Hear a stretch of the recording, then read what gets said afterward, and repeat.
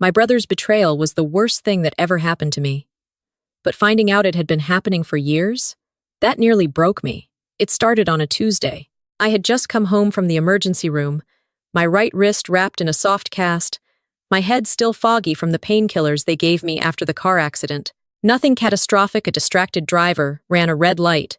My car took the hit, my wrist caught the dashboard. The doctor said I'd be fine in 2 weeks. Rest, ice, elevation. Come back if the swelling gets worse. I called my brother from the hospital parking lot. He didn't pick up. I called my mom. She answered on the 4th ring, her voice bright and distracted, background noise buzzing behind her. "Oh, honey, a car accident. Are you okay?" "I'm okay. My wrist is fractured. I just got out of the ER. Can someone come pick me up? My car got towed." A pause. Then, quieter, her voice dropped like she was stepping away from something. "We're actually at the dealership right now. Your brother is finalizing the paperwork on that truck he's been looking at." I stood in the parking lot, my wrist throbbing, a paper bag of prescriptions in my good hand. The dealership. "It's been on hold for 2 weeks, Maya. They can only give him until today." Another pause. "You can take an Uber, right? I'll send you $20. She sent 15. I didn't say anything. I just opened the app, requested a ride, and stood there on the curb watching cars pass, replaying the words in my head. Your brother is finalizing the paperwork. I thought about the last 6 months. How my mom had started asking me to help cover small things, a utility bill here, a grocery run there. How my brother had moved back into their house after losing his apartment and hadn't looked for a job in 4 months. How last month my dad had asked me to loan him $800 for a car repair and paid me back exactly 0 of it. I had told myself it was temporary. Family going through a rough patch. That's what you do, you help. The Uber driver didn't say much. I stared out the window the whole ride home, my wrist aching under the cast, thinking about how tired I was. I didn't know yet that tired was the least of my problems. I was on the couch the next morning with my laptop balanced on my knees, trying to answer emails one-handed, when I opened my banking app to check a recurring charge. The number on the screen didn't register at first. I blinked, refreshed, stared. My checking account was at $43. I had deposited my paycheck 4 days ago. I had over $2,000 in that account on Friday. My hands went cold. I clicked into the transaction history, scrolling slowly, and then faster, and then my stomach dropped completely. ATM withdrawal, $400. My brother's name on the joint account we'd set up 2 years ago when he needed help building credit. Online transfer, $600. Same account. Point of sale auto dealership, $1,200. I sat up so fast my wrist hit the armrest and a sharp burst of pain shot up my arm. I barely noticed. I was staring at the screen. The auto dealership. The one where my mom had said he was finalizing paperwork. The one she told me about while I was standing in a hospital parking lot with a fractured wrist. They used my account to buy his truck. I called him immediately. It rang 3 times and then went to voicemail, the bright, casual voicemail message he recorded 2 years ago. Still the same. I called again. Same result. I texted instead, my fingers shaking as I typed with my good hand. "Did you use my account to pay for your truck?" 3 minutes passed. Then, "It's a joint account, LOL. I needed to cover the down payment. I'll pay you back." I read it twice. I read it a 3rd time. "It's a joint account, lol." I called my mom. She picked up on the 2nd ring. "Did you know about this?" I asked. My voice was steadier than I felt. "Know about what, honey?" "My account. He used my account to pay for his truck." A long pause. "Maya, he needed the truck for work. He's trying to get back on his feet." "Mom, that was my rent money." Well, she stopped. Started again. "You've always been so responsible with money. We figured you could manage. We figured." That one word told me everything. This wasn't my brother acting alone. This was a family decision made without me, about my money, while I was in an emergency room. "I need that money back," I said. Of course, of course." Her voice shifted to something placating and vague. "We'll figure it out."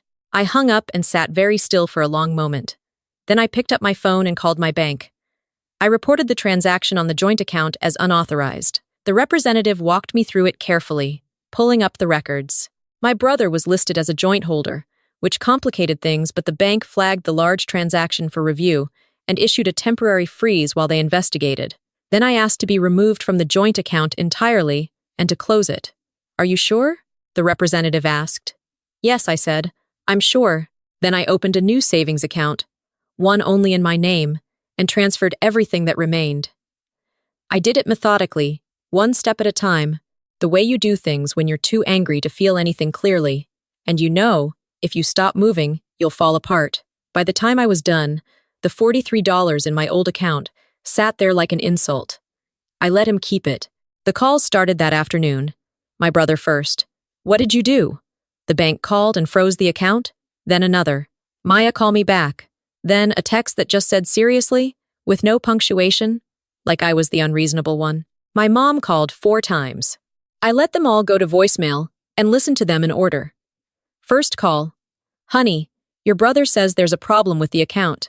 Can you call the bank and sort this out? Second call. We're not trying to start anything. We just need this fixed before the dealership notices. Third call. Her voice harder now. Maya, this is not how family handles things. You don't go running to the bank over a misunderstanding. Fourth call. Quieter. Something cold underneath the softness. You know we've given up a lot for you. I would hope you'd remember that. I sat with that last one for a while. We've given up a lot for you. I tried to think of a single concrete example and couldn't come up with one. What I could come up with was a list that had been forming in my head for years without me ever writing it down. I was 22, just started my first real job, and my mom asked me to add my brother to my car insurance policy because his rates were too high on his own. I said yes. He got in 2 accidents in 18 months. My premiums nearly doubled. I was 24, trying to save for a security deposit on my own apartment, when my dad called to say the electricity was about to be shut off. I sent $300. I moved 6 months later than I planned. I was 25, and my brother lost his apartment and needed first and last month's rent for a new one, just a loan, just temporary. I gave him $1,800. He paid back $400 over the following year and stopped mentioning it. I had never been their daughter. I had been their backup plan. I sat on my couch with my wrist in its cast, the apartment quiet around me, and for the first time I stopped making excuses for the pattern. It was a pattern. It had always been a pattern, and I had kept funding it because I told myself that's what good daughters do.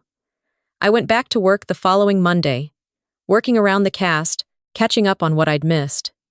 My manager, a methodical and fair woman named Claire, had covered for me while I was out and greeted me with a genuine smile. I was glad to be back. Work was the one place in my life where what I put in was what I got out. That lasted until Wednesday. I was in the middle of reviewing a client contract when Claire appeared at my desk, her expression different. Careful. Maya, do you have a minute? She closed the office door behind us. On her screen was a contract one I recognized, a freelance scope of work agreement for a client I had been negotiating for 6 weeks. Except the signature on the bottom wasn't mine. The handwriting was close. Close enough that someone who didn't know my signature well might not catch it immediately. But I stared at it and felt my entire body go still. Did you sign off on this version? Claire asked. No, I said. I didn't. She pulled up the submission metadata. The file had been uploaded from an IP address I didn't recognize. The email it was sent from looked like mine, but the domain was off by 1 letter, a subtle substitution that would pass a quick glance. Someone created a fake email address to impersonate me, I said aloud. My voice was flat. Claire studied me. The client received this version, and there's a clause in it that significantly undercuts our standard rate. If this goes through, it won't, I said. I never agreed to those terms. I never signed this. Someone forged my signature and sent it from a spoofed address. She held my gaze for a long moment. Do you have any idea who would do that? I thought about the joint account, about the bank freeze, about 4 voicemails I hadn't returned. Yes, I said. Give me until end of day. I called my brother from the stairwell, my jaw tight. He answered this time. Oh, now you want to talk? Did you forge my signature on a contract? My voice was quiet, controlled. A pause, then a short, almost amused exhale. Forge is a strong word. The stairwell echoed. I pressed my back against the wall. You impersonated me in a professional document. That's fraud. I was trying to help you, he said, and his voice shifted into something earnest and infuriating. That client was going to walk. I saw the email on your laptop when I stopped by last week. I thought I was doing you a favor. By forging my signature. By closing the deal. The deal you closed undercuts my rate by 30% and locks in terms I never agreed to. I exhaled slowly.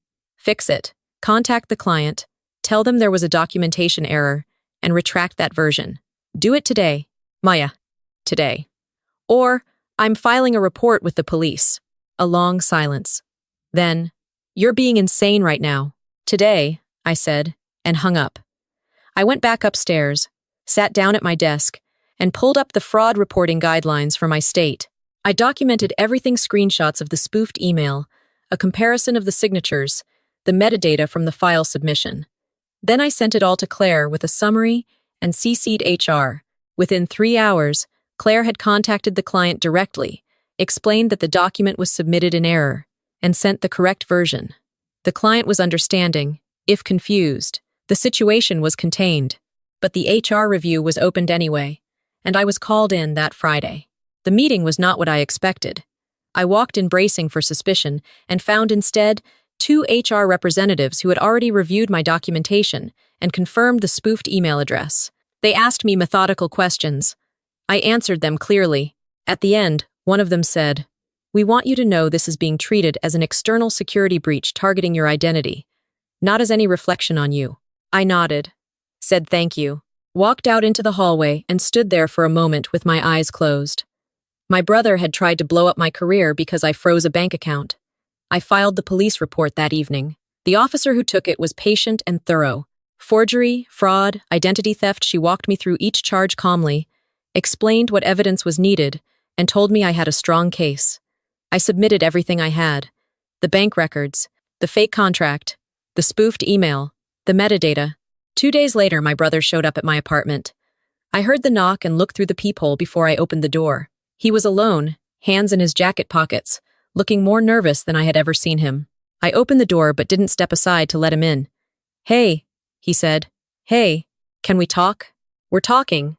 He shifted his weight. "Look, I know I messed up. I waited. The truck thing was, I should have asked. I know that." He ran a hand through his hair. "And the contract thing was stupid. I panicked because you froze the account, and I don't know what I thought. I thought you were cutting us off.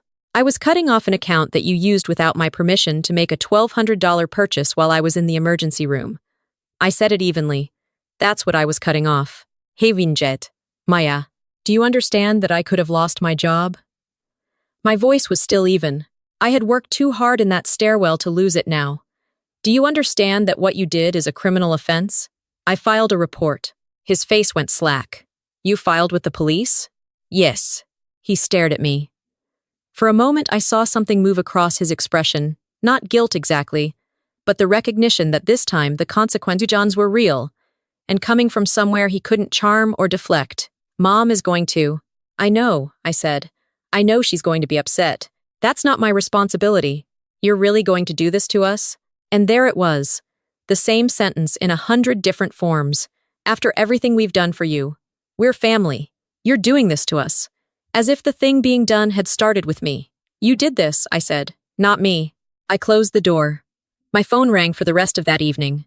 My mom, twice. My dad, once, which was unusual enough that I almost answered. Then my brother again. And then my mom once more. I didn't pick up.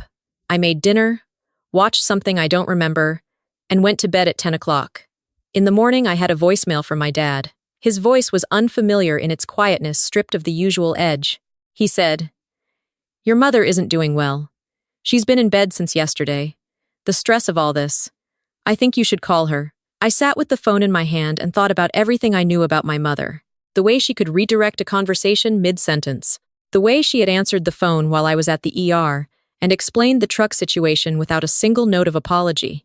The way she had left that last voicemail, "We've given up so much for you," as if guilt were a currency she could spend. I called the house phone. My dad answered. "Is she actually sick?" I asked. A long pause.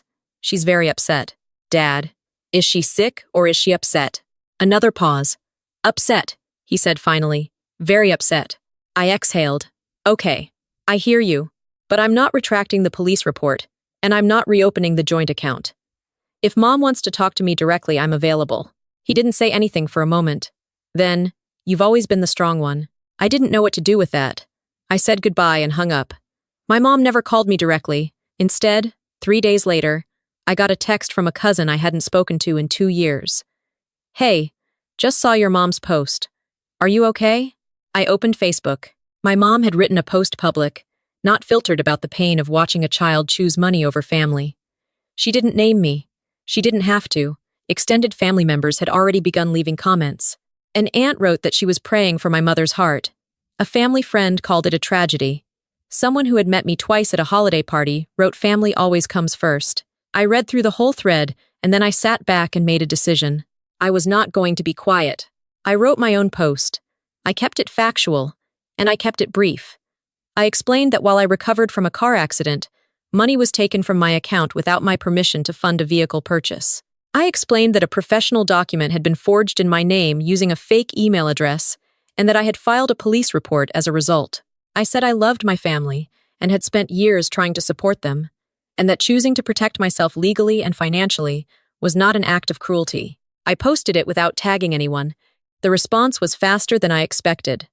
The cousin who had texted me wrote, "Oh my God, I had no idea. I'm so sorry." An uncle sent me a private message asking if I was okay. Several people who had commented on my mom's post went quiet. One of them deleted their comment entirely. My brother texted, "You didn't have to do that publicly." I didn't respond. 3 weeks after the police report was filed, I received a call from the detective assigned to the case. The investigation was moving forward. Given the evidence, the forged signature, the spoofed domain, the metadata, the bank records, they were recommending charges be filed. My brother had been contacted. He had hired a lawyer. I sat in my car in the parking garage and absorbed that for a moment.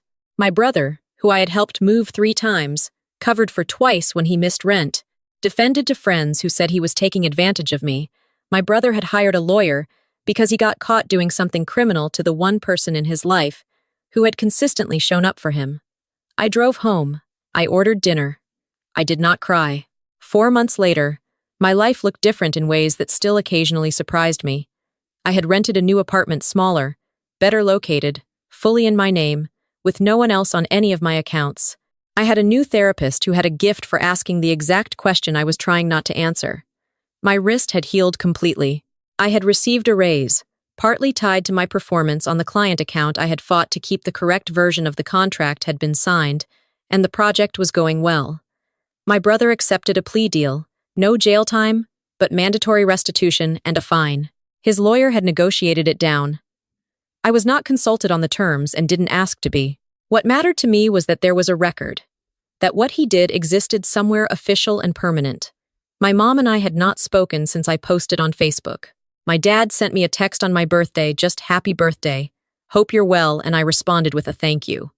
That was the extent of it. People sometimes asked me if I was sad about the distance. The honest answer was that I was sad about what the distance revealed. I was sad that it didn't hurt more than it did. I was sad that relief was the dominant feeling, because relief meant that being around my family had become something I was enduring, rather than experiencing. That's not the kind of thing you admit easily, even to yourself. My therapist had a word for it. She called it a prolonged accommodation, the way we slowly restructure our lives around someone else's dysfunction, until the dysfunction starts to feel normal, and the accommodation starts to feel like love. She said the grief wasn't about missing them. It was about grieving the version of them I had spent years hoping they would become. That landed differently every time I thought about it.